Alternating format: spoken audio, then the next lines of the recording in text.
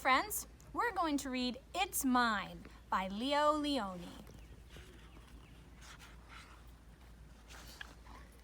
In the middle of a rainbow pond, there was a small island.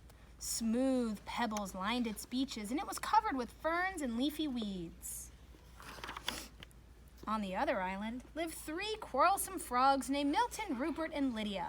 They quarreled and quibbled from dawn to dusk. "Stay out of the pond," yelled Milton. "The water is mine." "Get off the island," shouted Rupert. "The earth is mine."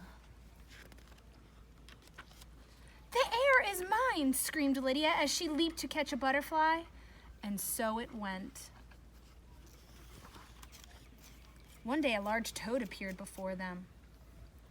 "I live on the other side of this island," he said. "But I can hear you shouting, 'It's mine, it's mine, it's mine,' all day long. There is no peace because of your endless bickering. You can't go on like this." With that, the toad slowly turned around and hopped away through the weeds. No sooner had he left than Milton ran off with a large worm. The others hopped after him. "Worms are for everybody," they cried. But Milton croaked defiantly, "Not this one. It's mine." Suddenly the sky darkened and a rumble of distant thunder circled the island. Rain filled the air and the water turned to mud. The island grew smaller and smaller and it was swallowed up by the rising flood. The frogs were scared. Oh no, what's going to happen to them? Desperately, they clung to the few slippery stones that still rose above the wild, dark water. But soon these two began to disappear. Oh no, what are their faces saying? They're worried. There was only one rock left, and there the frogs huddled, trembling from cold and fright.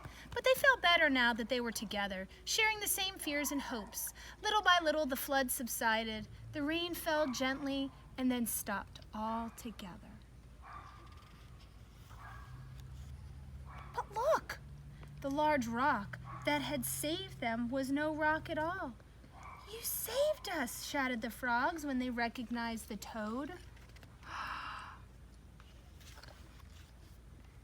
The next morning the water had cleared. Sun rays chased silver minnows on the sandy bottom of the pond. Joyfully the frogs jumped in, and side by side they swam all around the island.